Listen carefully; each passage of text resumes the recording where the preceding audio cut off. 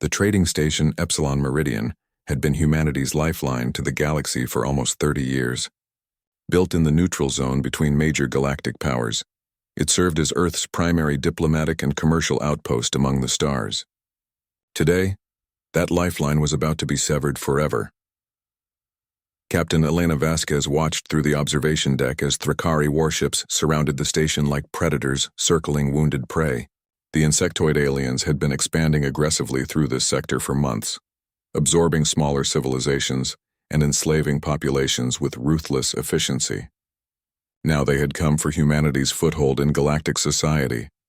"Captain, we're receiving another transmission from the Thrakari Fleet Commander," reported Lieutenant Chen from the communications station. His normally steady voice carried an edge of fear that Elena couldn't blame him for feeling. "Put it through." "Lieutenant," the holographic display flickered to life, revealing the chitinous face of Admiral Zekthar. The Thrakari's compound eyes glittered with malevolent satisfaction, as mandibles clicked in what Elena had learned was their equivalent of a smile. "Human Captain." Zekthar's translator rendered his speech in cold mechanical tones. "Your species has exactly 1 solar hour to evacuate this station. Any who remain will be processed as slaves for the glory of the Thrakari Collective. Your resistance would be amusing but ultimately pointless." Elena straightened her shoulders, meeting the alien's gaze without flinching. "Admiral, this station operates under Galactic Trade Federation protection.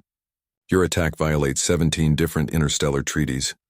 Zekthar's mandibles clicked faster, a sound Elena now recognized as laughter. "The Federation has already abandoned you, human. No rescue fleet comes. No diplomatic intervention arrives. You are alone, as your pathetic species has always been." The transmission ended, leaving Elena staring at the empty hologram projector. Around the command center, her crew of 43 humans and allied aliens looked to her for answers she didn't have. They all knew the truth that Zekthar had spoken. Earth had requested Federation assistance 6 weeks ago when Thrakari raids first began in this sector. The response had been bureaucratic delays and polite expressions of concern. "Ma'am," Ensign Rodriguez called from the sensor station. "I'm detecting movement from the Thrakari fleet. Looks like they're positioning for boarding operations." Elena nodded grimly. The station's defensive capabilities were minimal, designed to deter pirates and smugglers, not a full military assault. The Thrakari had brought 12 heavy cruisers and numerous support vessels. Even if Epsilon Meridian had been a military outpost, they would have been hopelessly outgunned. "All hands, this is the captain," she announced over the station's intercom. "We have 57 minutes until the Thrakari deadline. All non-essential personnel should report to the evacuation shuttles immediately. Essential crew will remain to maintain station operations until the last possible moment." The response surprised her. Instead of the expected rush toward the shuttle bays, her crew remained at their stations. Dr. Sarah Kim, the station's chief medical officer, spoke for many of them. "Captain, with respect, where exactly would we evacuate to? The nearest safe port is 12 days away, and our shuttles don't have that kind of range. If we're going to die today, we might as well die fighting." Elena felt a surge of pride mixed with heartbreak. These people, human and alien alike, were choosing to stand together in the face of certain death. It was a very human response to impossible odds, and apparently it was contagious. "Dr. Kim raises a valid point," Elena acknowledged, "but I won't order anyone to stay who doesn't want to. This isn't a military vessel and you're not soldiers." "Maybe not," replied Chief Engineer Thompson, looking up from his console, "but we're humans, and humans don't abandon their friends." The next hour passed with agonizing slowness as the crew prepared for the inevitable. Thompson and his team rigged what defensive systems they could improvise from mining equipment and cargo handling tools. Dr. Kim organized medical supplies and prepared for casualties. The communications team sent final messages to Earth and loved ones, knowing most would never be received. Elena found herself thinking about home, about the blue skies and green forests she would never see again. Earth was 47 light-years away, impossibly distant for any rescue attempt even if the government had been willing to try. Humanity's small fleet of exploration vessels and merchant ships were scattered across known space, none close enough to matter.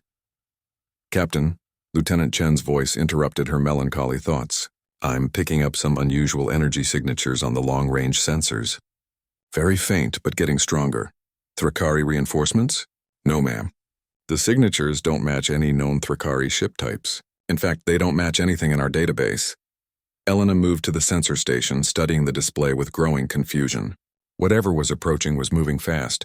Much faster than conventional faster-than-light drives should allow. The energy patterns were completely unfamiliar, almost chaotic in their complexity. How many contacts? Difficult to say, Captain. The signatures keep shifting, but I estimate at least 50 vessels, possibly more. Admiral Zekthar's image suddenly reappeared on the main display, his compound eyes showing something Elena had never seen before. Uncertainty. Human Captain, your government has been more resourceful than anticipated. However, reinforcements will not save you. The Thrakari Collective has conquered species far more advanced than yours. I'm sorry, Admiral, but I have no idea what you're talking about. Earth doesn't have any ships in this sector. For the first time since negotiations began, Zekthar seemed genuinely surprised. His mandibles stopped clicking and his head tilted in a gesture that Elena interpreted as confusion. You did not summon these vessels? What vessels? Before Zekthar could respond, space around Epsilon Meridian exploded into chaos. Ships began dropping out of hyperspace with violent flashes of displaced energy, moving with impossible speed and precision. They were unlike anything in Elena's experience. Sleek, angular vessels that seemed to absorb light rather than reflect it. Captain. Chen's voice was filled with excitement. I'm receiving a transmission on emergency frequencies. It's in English. The voice that came through the speakers was crisp, professional, and absolutely human. Epsilon Meridian. This is Admiral Marcus Stone of the Earth Defense Force. We received your distress call and came as quickly as possible. Sorry we're late to the party, but we brought some friends. Elena stared at the tactical display in shock. The mysterious fleet had positioned itself between the station and the Thrakari vessels, with movements so coordinated they seemed choreographed. Ships that shouldn't exist had arrived from an Earth that supposedly had no military capability beyond system defense. Admiral Stone, she managed to say, this is Captain Vasquez. I don't understand how you're here, but we're very glad to see you. Explanations can wait, Captain. Right now, we need to have a conversation with these bug-eyed bastards who thought they could threaten human civilians. All ships, this is Admiral Stone. Let's show the Thrakari why that was a very poor decision. The Earth Defense Force fleet moved like a pack of wolves, their black-hulled ships flowing around the Thrakari formation with predatory grace. Elena watched from Epsilon Meridian's command center as humanity revealed capabilities that shouldn't have existed.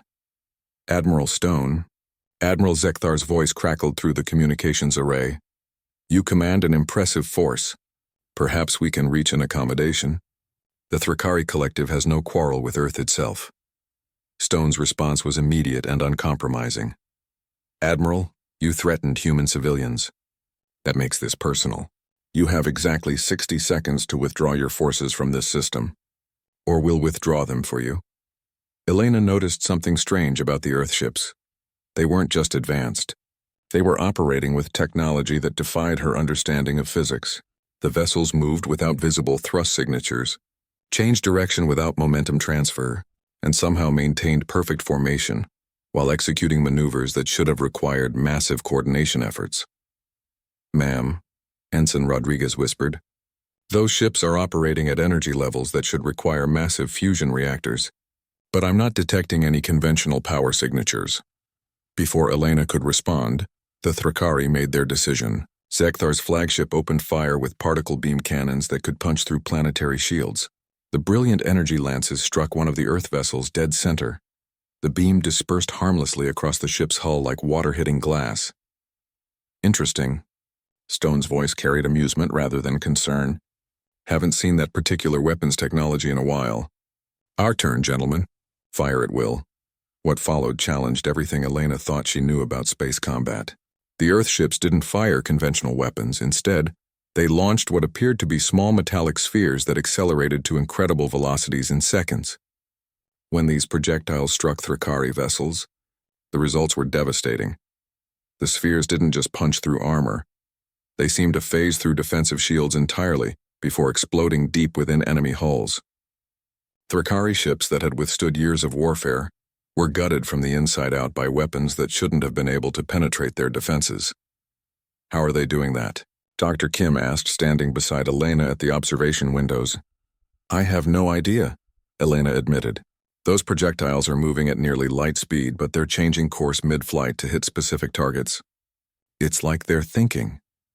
The Thrakari response was predictable.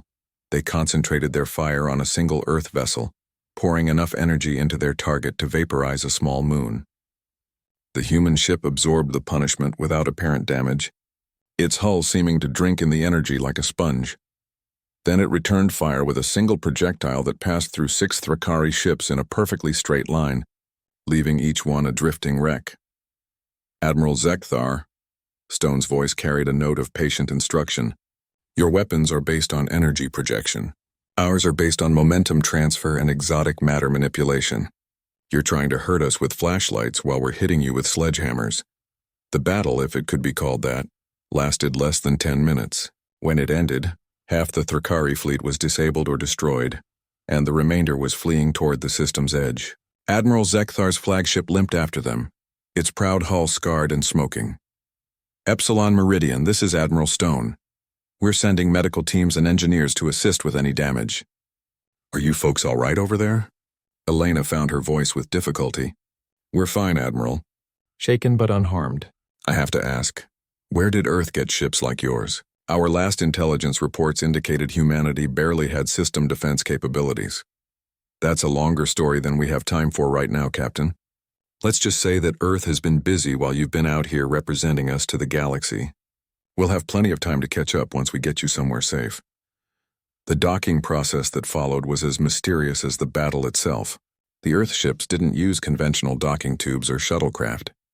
Instead, shimmering fields of energy connected the vessels directly, allowing personnel to walk between ships as if through doorways in space. Admiral Stone himself came aboard Epsilon Meridian, and Elena was surprised by how normal he appeared. She had expected someone superhuman to match his impossible ships, but Stone looked like any career military officer, middle-aged, competent, and carrying the weight of responsibility in his shoulders. Captain Vasquez. He greeted her with a firm handshake. I've read your reports. You and your crew have done outstanding work out here, representing humanity's interests under difficult circumstances. Thank you, sir. But I have to ask, how did you know we were in trouble? Our distress calls were sent to Earth 6 weeks ago. Stone's expression grew serious. We received them 5 hours ago, Captain. That's how long it took us to get here. Elena stared at him in confusion. 5 hours? Admiral, Earth is 47 light-years from this position. Even with the best faster-than-light drives, that journey should take months.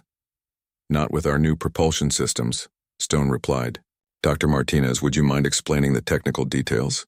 A woman Elena hadn't noticed stepped forward, wearing the uniform of a civilian contractor rather than military insignia.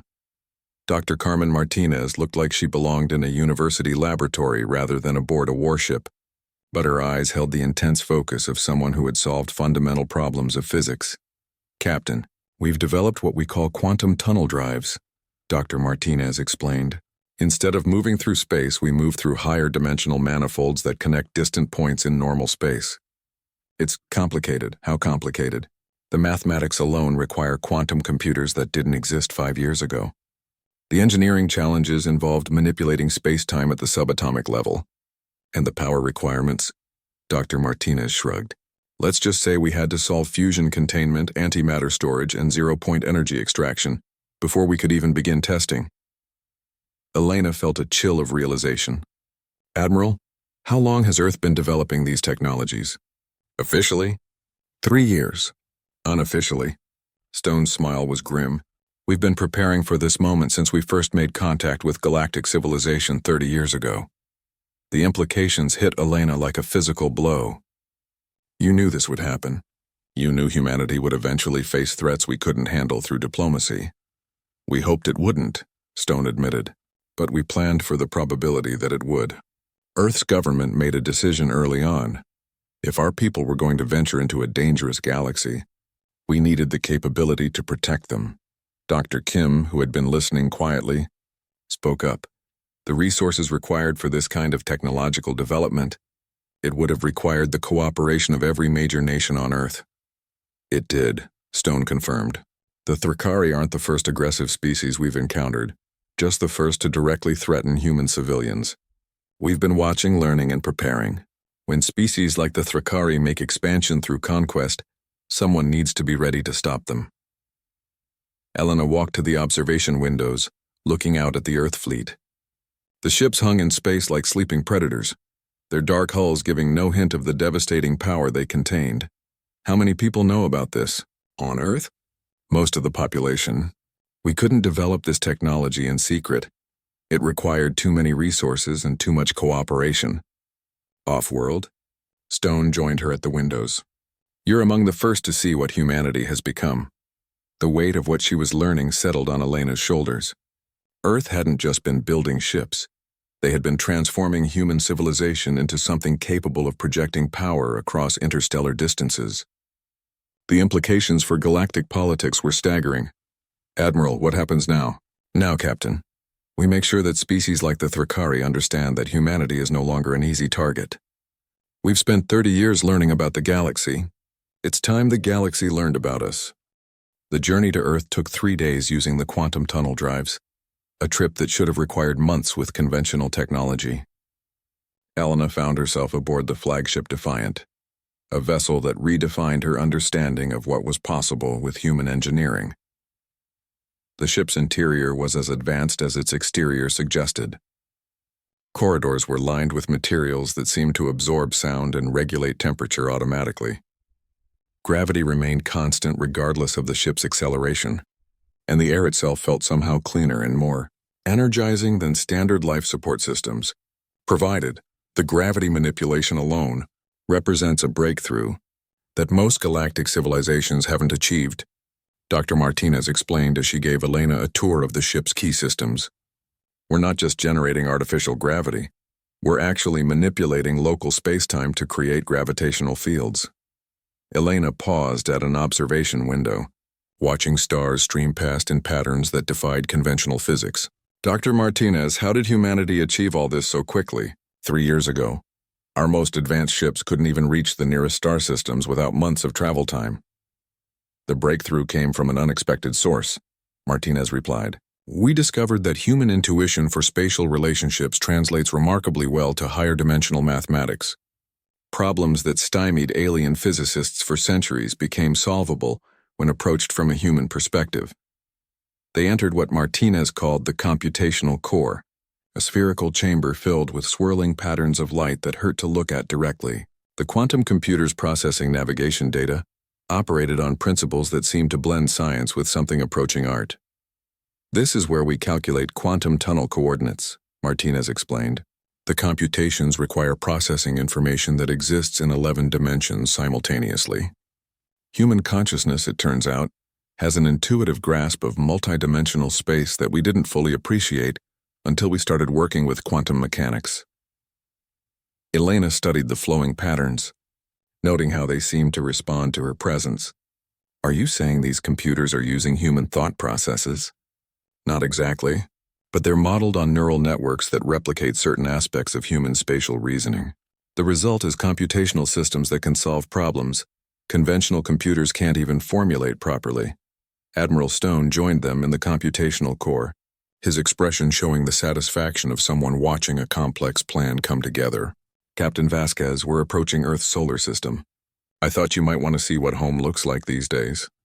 The view through the observation deck was breathtaking and terrifying in equal measure.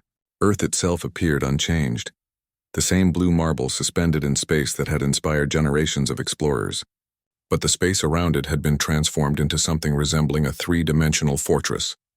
Orbital installations formed geometric patterns that extended from lunar orbit to the asteroid belt. Massive construction platforms were building ships that dwarfed even the Defiant. And everywhere Elena looked, she saw evidence of industrial capability that surpassed anything she had imagined possible. My God, she whispered, how many ships do you have? Currently operational? About 1,500 vessels of various classes, Stone replied. Under construction. Another 3,000 with production accelerating as we bring new shipyards online. Elena did the mathematics in her head and felt dizzy. Admiral, that's more ships than most galactic empires maintain. Earth had a population of 12 billion last time I checked. How are you crewing all these vessels? Automation helps, Stone acknowledged. Our ships can operate with crew complements 1/10 the size of comparable alien vessels. But you're right. We're pushing the limits of our personnel resources. That's one reason we're being selective about when and where we intervene. Dr. Martinez gestured toward the construction platforms. The real breakthrough has been in manufacturing efficiency. We've developed automated systems that can build ships faster than we can train crews to operate them. The bottleneck isn't technology anymore, it's people. As the Defiant approached Earth orbit, Elena began to understand the true scope of what humanity had accomplished. The orbital infrastructure wasn't just military. It included research facilities, manufacturing centers, and what appeared to be entire cities floating in space. The population hasn't grown much, Stone explained, noticing her amazement. But we've become much more efficient at utilizing space-based resources. Most heavy industry has been moved off-planet, and we're mining asteroids for raw materials rather than depleting Earth's resources. Elena watched a massive automated mining ship return from the asteroid belt. Its cargo holds filled with refined metals and rare elements. The ship was larger than most space stations, yet it appeared to be operating with minimal crew. This represents a complete transformation of human civilization, she realized. You haven't just built a military fleet. You've rebuilt human society around space-based industry and interstellar capability. We had to, Stone replied simply. The galaxy is a dangerous place, Captain. Species that can't protect themselves don't survive long. We chose to make sure humanity would never be helpless. Again, the meeting with Earth's leadership took place in a facility that floated in space between Earth and Luna. The Space Council represented every major nation and corporation involved in humanity's transformation, and Elena found herself briefing people whose decisions affected the lives of billions. President Sarah Chen spoke for the unified Earth government that had emerged during the technological revolution. Captain Vasquez, your reports from the frontier have been invaluable in helping us understand the threats we face. The Thrakari represent just one of several aggressive species that view expansion through conquest as acceptable. With respect, Madam President, the Thrakari Collective controls hundreds of systems. They have millions of ships and billions of troops. Even with your technological advantages, they represent a serious threat to human interests. Admiral Stone leaned forward in his chair. Captain, we're not planning to fight the Thrakari Collective ship by ship. We're planning to remove their ability to threaten anyone. Elena felt a chill at the implications. Admiral, you're talking about warfare on a scale that could destabilize the entire galaxy. We're talking about ending a threat that has enslaved dozens of species and killed billions of sentient beings. President Chen corrected. The Thrakari have made it clear that they view other species as resources to be exploited. Someone needs to stop them. Dr. Martinez activated a holographic display showing the galactic sector where Thrakari territory was located. We've been analyzing their expansion patterns for 2 years. They're not just conquering for resources. They're systematically eliminating potential competitors. If left unchecked, they'll eventually control a significant portion of the galaxy. And you believe humanity should take responsibility for stopping them? We believe humanity has the capability to stop them, Stone replied. And with capability comes responsibility. We didn't ask to be in this position, Captain, but we're not going to turn away from it either. Elena studied the faces around the conference table. These weren't warmongers or empire builders. They were people who had been forced to make impossible decisions about humanity's role in a dangerous galaxy. What exactly are you planning? President Chen nodded to Admiral Stone, who activated another section of the holographic display. Operation Lighthouse, Captain. We're going to demonstrate to the galaxy that aggressive expansion has consequences. The display showed tactical plans that took Elena's breath away. Humanity wasn't planning to invade Thrakari territory. They were planning to systematically dismantle the Thrakari military's ability to project power beyond their home systems. Simultaneous strikes on their major shipyards, command centers, and logistics hubs, Stone explained, will cripple their expansion capability without targeting civilian populations. The goal isn't conquest, it's containment. How many ships are you committing to this operation? All of them, Captain. Every operational vessel in the Earth Defense Force. Elena realized she was witnessing a turning point in galactic history. Humanity was about to announce its presence on the interstellar stage in the most dramatic way possible by single-handedly neutralizing one of the galaxy's most aggressive powers. When does Operation Lighthouse begin? 72 hours, Stone replied. And Captain Vasquez? We'd like you to be there when it happens. The galaxy needs to understand that this isn't just about military power. It's about protecting people who can't protect themselves. Looking out at Earth floating in space below, Elena understood that she was about to witness the birth of humanity as a galactic power. The question was whether the galaxy was ready for what Earth had become. The negotiations with the hegemony of Scarath took place in neutral space, aboard a specially constructed diplomatic station that showcased both human engineering capabilities and respect for alien cultural requirements.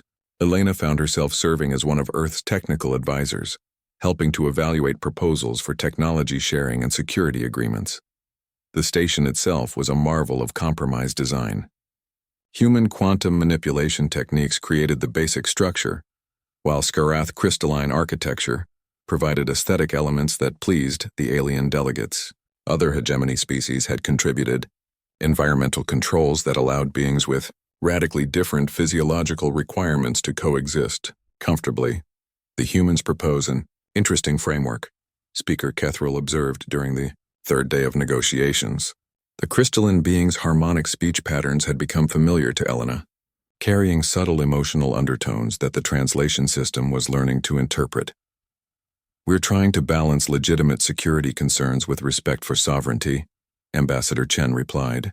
Earth has no desire to control galactic technological development, but we also can't allow our innovations to be used for aggressive conquest.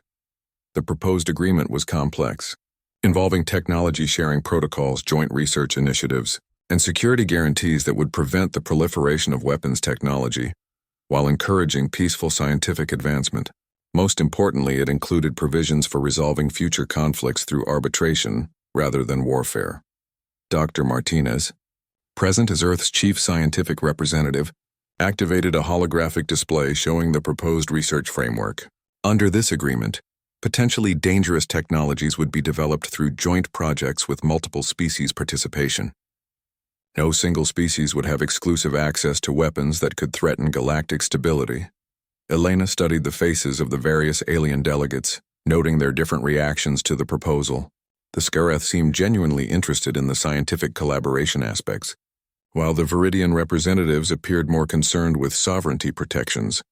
Dr. Martinez, said Councillor Vex of the Viridian Assembly, your proposal assumes that Earth's technological advantages represent a fundamental breakthrough, rather than a temporary superiority. What happens when other species develop comparable capabilities through independent research? It was a crucial question that went to the heart of humanity's long-term strategic position. Earth's current advantage was based on unique approaches to physics problems, but scientific knowledge had a tendency to spread regardless of political agreements. Councillor Vex raises an important point, Elena interjected. Dr. Martinez, how sustainable are Earth's technological advantages? That depends on several factors, Martinez replied honestly. Human intuition for multidimensional physics appears to be genuinely unique, giving us advantages in quantum manipulation and space-time engineering. But other species might find alternative approaches to the same problems, which is why cooperation makes more sense than competition. Admiral Stone added via quantum communicator from his flagship, if we're all working together on these technologies, everyone benefits from breakthrough discoveries regardless of their origin. Speaker Kethril's harmonics shifted to what Elena had learned indicated thoughtful consideration. Admiral Stone, your proposal assumes that cooperation will prevent conflicts over technological advantages. Human history suggests otherwise. The observation was uncomfortably accurate. Earth's own history was filled with examples of technological advantages leading to conquest and exploitation. Despite international agreements and cooperation frameworks. You're absolutely right, Speaker Kethril, Stone acknowledged, which is why this agreement includes enforcement mechanisms. Any species that attempts to use shared technologies for aggressive expansion will face the combined response of all other signatories. Elena realized the true sophistication of what Earth was proposing. Instead of trying to maintain technological superiority through secrecy, humanity was creating a system where aggressive use of advanced technology would trigger overwhelming retaliation from multiple species. It's A collective security agreement disguised as a scientific cooperation treaty, she murmured to Ambassador Chen. Exactly, Chen replied quietly, and it's probably the only way to prevent an arms race that could destabilize the entire galaxy. The negotiations were interrupted by an emergency communication from Earth. President Sarah Chen appeared on the main display, her expression grave with urgent concern. Admiral Stone, Ambassador Chen, we have a developing crisis that requires immediate attention. The Draconian Empire has launched surprise attacks on 3 Federation worlds, using weapons that appear to be based on captured human technology. Elena felt her heart sink. The Draconians were one of the galaxy's oldest and most militaristic civilizations, with resources and scientific capabilities that far exceeded what the Thrakari had possessed. Madam President, Admiral Stone responded immediately. What's the tactical situation? Bad and getting worse. The Draconians are using quantum penetration weapons similar to ours, but deployed on a massive scale. Federation defenses are proving ineffective, and casualty reports are climbing rapidly. Speaker Kethrill's harmonics took on urgent tones. President Chen, the hegemony offers immediate military assistance. The Draconian Empire has been a threat to galactic stability for centuries. Elena was surprised by the offer, but realized it demonstrated the value of the framework they had been negotiating. Instead of viewing each other as competitors, Earth and the hegemony were cooperating against a common threat. Speaker Kethrill, we appreciate the offer, President Chen replied. Admiral Stone, how quickly can our forces respond? The nearest task force can reach Draconian space within 6 hours, Stone reported. But Madam President, we're facing a more serious problem than tactical response times. Explain. Intelligence reports suggest the Draconians have been preparing this offensive for months. They've reverse-engineered not just our weapons but our manufacturing techniques. They're producing human-level technology at industrial scales. The implications were terrifying.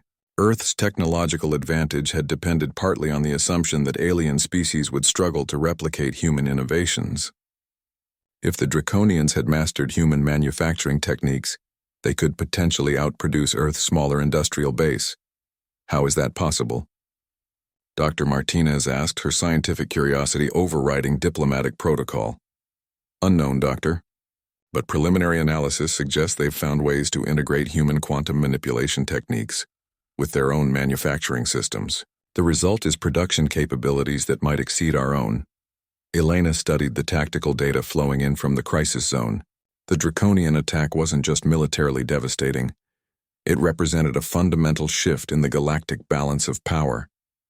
Admiral, she said, if the Draconians can mass-produce human-level technology, they could eventually threaten Earth itself. Which is why we need to stop them now, Stone replied, before they can consolidate their technological advantages. Ambassador Chen turned to the assembled alien delegates. The situation has changed, but our proposal becomes even more relevant. If we're facing an enemy that can rapidly reverse-engineer and mass-produce advanced technologies, our only effective response is coordinated action by multiple species.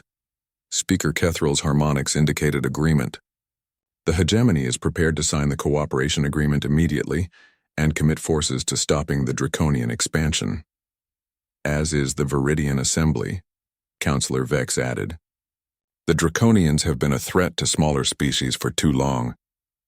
Elena realized she was witnessing the formation of what might become the galaxy's first true collective security alliance. Earth's military power, combined with the resources and capabilities of allied species, could create a framework for maintaining galactic stability. President Chen, Admiral Stone announced, I'm requesting permission to coordinate with Hegemony and Federation forces for joint operations against the Draconian Empire. Permission granted, Admiral. The age of isolated human action is ending. From now on, we work with our allies to protect galactic civilization. As the diplomatic station transformed into a military coordination center, Elena understood that humanity had successfully navigated the transition from galactic newcomer to responsible galactic leader. The real test would be whether their alliance could stop an enemy that had learned to match human technological capabilities. The aftermath of Operation Lighthouse sent shockwaves through galactic civilization that were still reverberating weeks later. In 72 hours, humanity had systematically dismantled the military capability of one of the galaxy's most feared empires, capturing or destroying over 3,000 Thrakari vessels and liberating 47 enslaved worlds. Elena found herself back on Epsilon Meridian, but the station's role had transformed completely. Instead of serving as humanity's isolated outpost in hostile space, it had become the center of a growing coalition of species seeking Earth's protection and guidance. Ambassador Chen, Elena addressed the newly appointed Earth representative, we're receiving requests for assistance from 12 different species this week alone. How are we supposed to respond to all of them? Ambassador David Chen, no relation to President Sarah Chen despite the shared surname, studied the holographic display showing communication requests from across the galaxy. His diplomatic background had been supplemented with briefings on humanity's new technological capabilities, making him one of the few people qualified to navigate the complex political situation Earth now faced. The challenge isn't capability, Captain, Chen replied. Earth's fleet could respond to every one of these requests within days. The challenge is determining which requests represent genuine emergencies and which are attempts to involve us in local political disputes. The distinction was crucial. Some requests came from species facing extinction at the hands of aggressive neighbors, situations that clearly warranted intervention. Others came from governments seeking Earth support in territorial disputes or trade conflicts that had been ongoing for decades. What about the request from the Centauri Republic? Elena asked, highlighting one of the pending communications. They're reporting attacks by the Vorthan Empire that sound similar to early Thrakari raids. The Vorthan situation is complicated, Chen admitted. Intelligence reports suggest they've been expanding aggressively for the past year, but they're also claiming that the Centauri provoked the conflict by harboring Vorthan political dissidents. Elena studied the intelligence reports with growing frustration. The galaxy's political landscape was far more complex than the clear-cut situation they had faced with the Thrakari. Determining who deserved protection and who was simply seeking to exploit Earth's military power required careful analysis of each situation. Ambassador, we need clearer criteria for intervention, she said. Otherwise, we'll end up involved in every territorial dispute in the galaxy. Before Chen could respond, the station's communication system activated with an emergency priority signal. The holographic display materialized to show Admiral Stone, speaking from the command deck of the Defiant somewhere in deep space. Captain Vasquez, Ambassador Chen, we have a developing situation that requires immediate attention. I'm forwarding intelligence data that you need to see. The data that followed was deeply troubling. The hegemony of Skarath, a militaristic alliance of 6 species, had been studying recordings of human tactics from Operation Lighthouse. More concerning, they had captured several damaged Thrakari vessels that contained partially functional copies of human technology. They're not just analyzing our methods, Admiral Stone continued. They're actively attempting to reverse engineer our quantum tunnel drives and penetration weapons. Our intelligence suggests they've achieved limited success. Elena felt a familiar chill. Admiral, are you saying we're facing the same technology proliferation problem we encountered with the Thrakari? Worse, Captain. The hegemony has the scientific infrastructure and resources that the Thrakari lacked. If they successfully reverse engineer our technology, they'll be able to mass-produce weapon systems that could threaten Earth itself. Ambassador Chen leaned forward in his chair. Admiral, what kind of time frame are we looking at? Best case scenario? 6 months before they have functional prototypes. Worst case, they might already have working systems and are preparing for a preemptive strike against Earth. The implications were staggering. Earth's technological advantage, which had seemed overwhelming during Operation Lighthouse, could disappear within months if hostile species successfully copied human innovations. What are you recommending? Helena asked. We need to act before they can complete their reverse engineering effort, Stone replied. But this situation is more complex than the Thrakari conflict. The hegemony includes species that have legitimate grievances against human intervention in galactic affairs. Elena accessed the intelligence files Stone had provided, studying the composition of the hegemony of Skarath. Unlike the Thrakari, who had been universally regarded as aggressors, the hegemony included species with complex political motivations. The Skarath themselves are militaristic, but they haven't engaged in the kind of systematic conquest we saw from the Thrakari, she observed. The Viridian Assembly joined the hegemony after we intervened in their border dispute with the Tau Ceti colonies. They view Earth as a threat to galactic sovereignty, which raises fundamental questions about humanity's role in galactic politics, Ambassador Chen added. Are we protecting innocent species from aggression, or are we imposing human values on alien civilizations? The philosophical implications were as important as the tactical ones. Earth's intervention against the Thrakari had been justified by their clear pattern of conquest and enslavement. But the galaxy was full of conflicts where moral clarity was harder to achieve. Admiral, Elena said, what does Earth's government want to do about the hegemony? Stone's expression grew grim.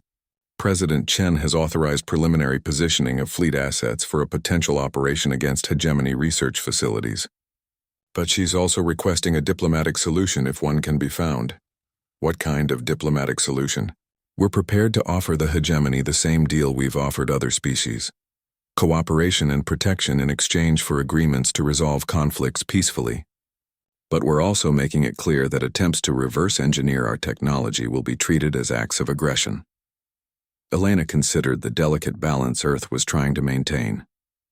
Humanity needed to prevent the proliferation of their technology while avoiding the appearance of galactic domination.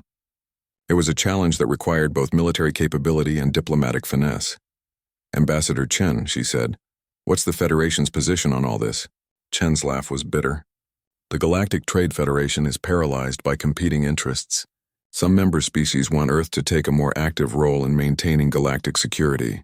Others are terrified that humanity will become the kind of dominant power that the Thrakari were. And what do you think? I think we're dealing with the fundamental problem of power in an anarchic system, Chen replied. The galaxy doesn't have effective institutions for maintaining peace and security. Earth has become the de facto enforcer of international law, whether we wanted that role or not. A new communication signal interrupted their discussion. This one came from an unexpected source, the hegemony of Scareth itself. The being that appeared on the holographic display was unlike anything Elena had encountered before. Tall, crystalline, and radiating an aura of ancient intelligence, the Scareth representative spoke in harmonics that the translation system rendered as formal diplomatic language. Humans of Earth, the entity said. I am Speaker Kethril of the hegemony of Scareth. We seek communication with your leadership regarding matters of mutual concern. Admiral Stone's image reappeared alongside the Scareth speaker. Speaker Kethril, this is Admiral Stone of the Earth Defense Force. We're prepared to discuss any matters that might prevent unnecessary conflict between our peoples. Admiral Stone, we acknowledge your species' impressive military capabilities. We also recognize the legitimacy of your concerns regarding the proliferation of advanced weapons technology. Perhaps we might find common ground. Elena felt a surge of hope. If the hegemony was willing to negotiate, Earth might be able to achieve its security objectives without another devastating military campaign. What kind of common ground are you proposing? Stone asked. A framework for technological cooperation and security guarantees. The hegemony has no desire to threaten Earth or human civilians. We seek only to ensure that our own sovereignty is respected. The conversation that followed would determine whether humanity's second major galactic crisis could be resolved through diplomacy rather than force. Elena realized she was witnessing the birth of a new era in interstellar relations, one where Earth's military power was balanced by genuine efforts to find peaceful solutions to complex problems. Operation Lighthouse began at exactly 0600 Universal Standard Time, across 17 different star systems simultaneously. Elena watched from the command deck of the Defiant as humanity announced its presence to the galaxy with coordinated precision that defied belief. The Thrakari had built their empire around the assumption that their superior numbers and battle-tested tactics would overwhelm any potential enemy. They maintained massive shipyards, fortress worlds, and command centers throughout their territory, confident that no single species could threaten installations spread across hundreds of light years. They had never encountered an enemy that could attack everywhere at once. All task forces report successful quantum tunnel insertion, announced Commander Lisa Park from the tactical station. We have achieved total tactical surprise across all 17 target systems. Elena studied the tactical displays showing real-time feeds from across Thrakari space. Human fleets were materializing deep within enemy territory, their quantum tunnel drives allowing them to bypass border defenses and strike directly at strategic targets. "Admiral," she said to Stone, who stood calmly at the center of the organized chaos, "the coordination required for this operation is beyond anything I've ever seen. How are you maintaining command and control across such distances?" "Quantum entanglement communicators," Stone replied without taking his eyes off the tactical displays. "Instantaneous communication regardless of distance. We can coordinate fleet movements in real time across the entire galaxy." The technology implications hit Elena like a physical blow. Instantaneous communication had been a theoretical possibility, discussed by physicists for centuries, but no species had successfully weaponized quantum entanglement for practical applications. Dr. Martinez wasn't exaggerating about human intuition for spatial relationships, she realized. You've solved problems that have challenged galactic civilization for millennia. On the displays, human forces were systematically dismantling Thrakari military infrastructure with surgical precision. The attacks weren't random destruction. They were carefully planned strikes designed to cripple the collective's ability to project power without causing unnecessary casualties. Task Force 7 reports successful. Neutralization of the Kepler shipyards, Commander Park announced. Estimated 18 heavy cruisers under construction have been disabled. No civilian casualties. Task Force 12 has secured the Vega Command Center. Admiral Zektar's strategic staff has been captured alive. Elena watched the reports flow in with growing amazement. The Thrakari collective, which had seemed unstoppable just days ago, was being systematically dismantled by an enemy they had dismissed as primitive. "How are your forces achieving such low casualty rates?" she asked Stone. "Even with technological superiority, operations this complex usually involve significant losses." Human tactical doctrine emphasizes overwhelming local superiority rather than attrition warfare, Stone explained. "We concentrate enough force at each target to guarantee success without prolonged fighting. Quick, decisive action minimizes casualties on both sides." The wisdom of this approach became apparent as Elena studied the tactical feeds. Human forces weren't just attacking. They were providing medical assistance to wounded Thrakari personnel, offering surrender terms to defenders and carefully avoiding damage to civilian infrastructure. "Admiral Stone," Elena said quietly, "you're not just defeating the Thrakari, you're demonstrating an entirely different approach to warfare." "That's the point, Captain. The galaxy has operated under the assumption that interstellar conflict must be total war. Conquer or be conquered, enslave or be enslaved.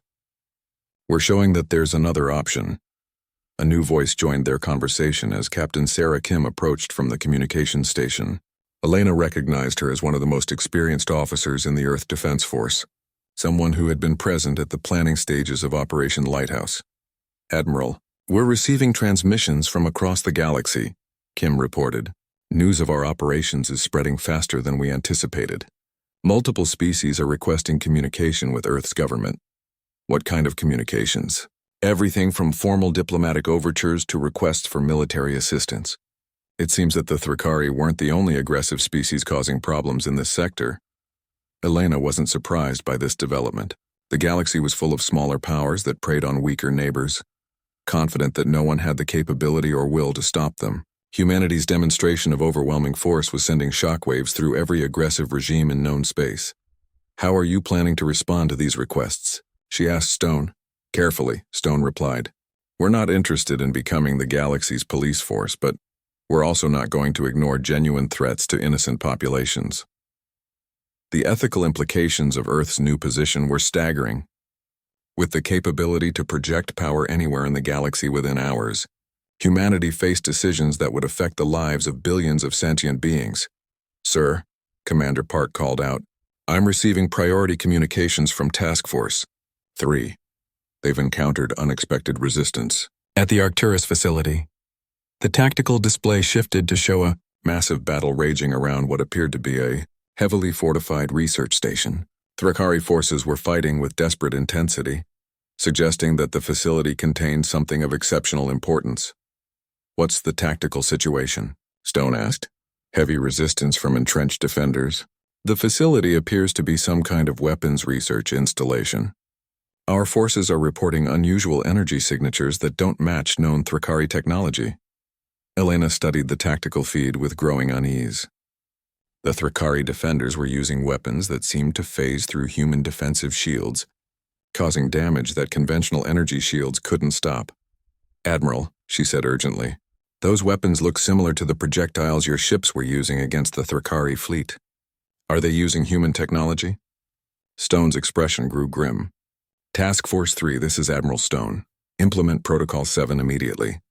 I want a full analysis of any technology found at that facility." The response came back within minutes, and Elena could hear the tension in the field commander's voice.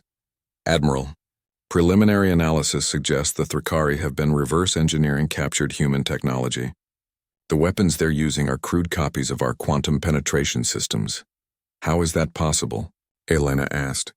"Human technology is supposed to be generations ahead of anything the Thrakari possess." Dr. Martinez appeared on the command deck, her face pale with concern. "Captain Vasquez, we've been analyzing the intelligence data from Task Force 3.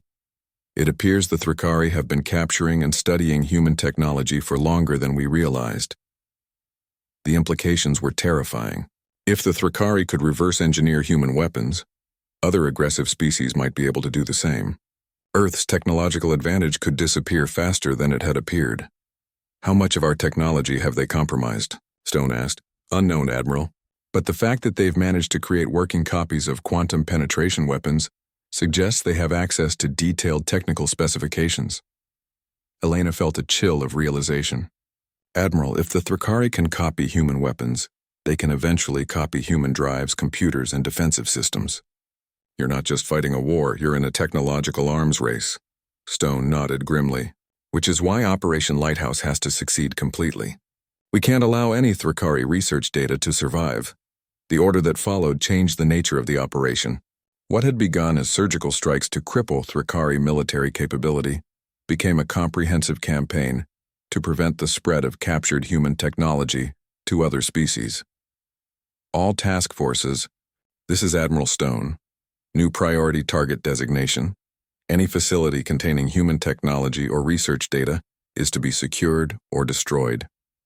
We cannot allow our technological advantage to be compromised." Elena watched as human forces across Thrakari space shifted from liberation operations to technology recovery missions. The ethical calculations were becoming more complex with each passing hour. "Admiral," she said quietly, "what happens if other species have already obtained copies of human technology? Are you prepared to fight the entire galaxy?" Stone's answer was immediate and uncompromising. "Captain, we're prepared to do whatever is necessary to protect human civilians and innocent populations throughout the galaxy. If that means fighting everyone, then that's what we'll do." Looking at the tactical displays showing human forces engaged across 17 star systems, Elena realized that Operation Lighthouse was more than a military campaign. It was humanity's declaration that the age of unchecked aggression in the galaxy was ending, regardless of the cost. The Battle of Proxima Draconis became the largest military engagement in recorded galactic history, involving over 10,000 ships from 17 different species united under Earth's strategic coordination. Elena watched from the command deck of the Defiant as humanity led its first truly galactic coalition into combat against an enemy that had successfully reverse-engineered human technology. The Draconian Empire had used their months of preparation well. Their battle formations incorporated human tactical doctrines. Their ships mounted weapons based on quantum penetration principles, and their manufacturing capabilities had produced a fleet that rivaled Earth's own forces in both size and technological sophistication. "Admiral Stone," reported Commander Park. "Allied forces report ready for quantum tunnel insertion. All species have confirmed their targeting assignments." Elena marveled at the coordination required for the operation. Human, Scarath, Viridian, and Federation forces were preparing to execute a simultaneous assault across 12 Draconian systems, using a battle plan that combined the tactical strengths of multiple alien military traditions. "The Scarath crystal ships are natural for deep space operations," Admiral Stone explained as they watched the Allied formations take their positions. "Viridian swarm tactics complement our precision strikes. Federation heavy units provide sustained firepower. Each species is contributing what they do best. The quantum tunnel insertion was flawless, a testament to the intensive coordination that had preceded the battle. Allied forces materialized throughout Draconian space with the synchronized precision that had become humanity's signature tactical advantage. But this time, they faced an enemy prepared for their methods. Admiral, Commander Park's voice carried urgent alarm. Draconian forces are deploying quantum tunnel interceptors. They're attempting to disrupt our dimensional insertion points. Elena watched the tactical displays with growing concern as Draconian vessels launched devices that created localized space-time distortions. The technology was crude compared to human quantum manipulation, but effective enough to interfere with tunnel drive operations. They've been studying our methods more carefully than we realized, Admiral Stone acknowledged grimly. All units prepare for conventional maneuvering. They want a traditional space battle, we'll give them one. What followed was a test of everything humanity had learned about interstellar warfare. The Draconians fought with desperate ferocity, using weapons that were nearly as advanced as Earth's own systems. Their ships were larger and more numerous, but they lacked the tactical flexibility that came from human innovation. Task Force 7 is encountering heavy resistance at the Draconis Prime shipyards, reported Captain Kim from the communications station. Enemy forces are using quantum penetration weapons with devastating effectiveness. Elena studied the tactical feeds from across the battle zone. The Draconians had indeed mastered the basic principles of human weapons technology, but they were using it with conventional alien tactical doctrines. The result was devastating firepower deployed in predictable patterns. They have our technology, but they don't think like humans, she observed to Admiral Stone. Exactly, Captain, which gives us our tactical advantage. Commander Park, initiate Protocol Omega. Let's show them why. Copying technology isn't the same as understanding it. Protocol Omega was humanity's response to enemies, who might possess comparable weapons but lacked human tactical creativity. Instead of relying on technological superiority, Earth forces began implementing maneuvers that were psychologically impossible for most alien species to anticipate. Human ships began operating in formations that appeared suicidal by conventional standards, using their superior maneuverability to achieve tactical positions that aliens wouldn't consider attempting. They coordinated attacks through methods that relied on human intuition rather than formal communication protocols. Most importantly, they began implementing what Dr. Martinez had called quantum warfare, using their quantum manipulation technology not just for weapons and propulsion, but for tactical deception and battlefield control. Admiral, Elena said with growing excitement, the human forces are winning because they're fighting like humans, not like aliens with human weapons. That's the key insight, Captain. Technology can be copied, but psychology and culture can't. The Draconians are still thinking like Draconians, even when using human innovations. The battle turned decisively when the Skarath forces demonstrated their own unique capabilities. Their crystalline ships could operate in quantum dimensional space more effectively than any other known species, allowing them to provide tactical support for human operations in ways that enhanced rather than competed with Earth's advantages. The Skarath are natural quantum navigators, Dr. Martinez explained via communicator from her research vessel. They're providing dimensional anchoring that allows our ships to execute maneuvers that would be impossible operating alone. Elena watched in amazement as human and Skarath forces began operating as integrated units, with crystalline ships providing quantum stability, while human vessels executed attacks that exploited dimensional distortions. The combination was devastating to Draconian forces that had prepared for human tactics but not for truly alien cooperation. Draconian command ship is signaling. Surrender, announced Commander Park. Admiral, they're requesting terms. The terms that followed set the precedent for what became known as the Galactic Cooperation Accords. The Draconian Empire wasn't destroyed or occupied. Instead, they were integrated into the growing alliance of species committed to peaceful technological development and collective security. Emperor Draconis, Admiral Stone addressed the defeated alien leader. Earth and our allies are prepared to offer your empire the same opportunity we've offered others. Cooperation instead of conquest. Shared development instead of technological theft. The Draconian Emperor, a being whose reptilian features conveyed ancient pride and newfound respect, responded with formal dignity. Admiral Stone, the Empire acknowledges the superiority of your alliance's methods. We are prepared to discuss terms for joining your coalition. Elena realized she was witnessing the transformation of galactic civilization itself. What had begun as humanity's desperate attempt to protect their frontier outpost had evolved into a framework for organizing interstellar society around cooperation rather than competition. Captain Vasquez, Admiral Stone said as the immediate crisis subsided, I have a new assignment for you. Admiral?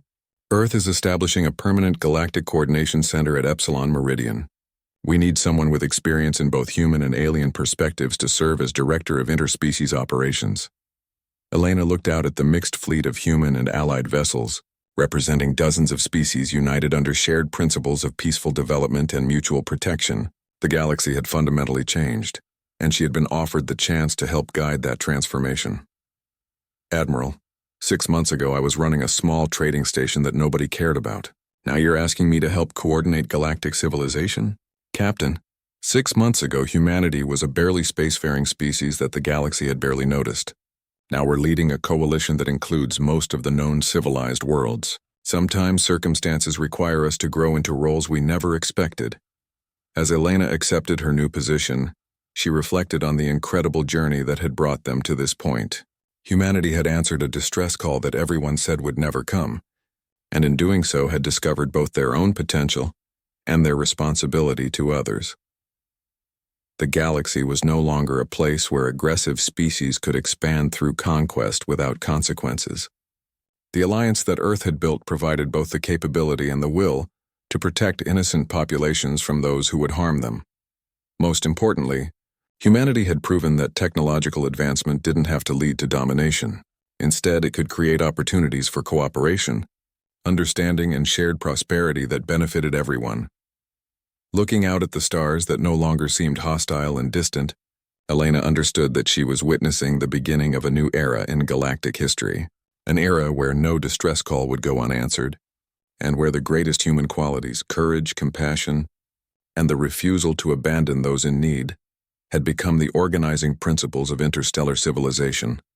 The warriors from Earth had indeed fallen from the sky when no one thought they would come. But they had brought with them something more valuable than military might. They had brought hope for a better galaxy where all species could thrive in peace and cooperation.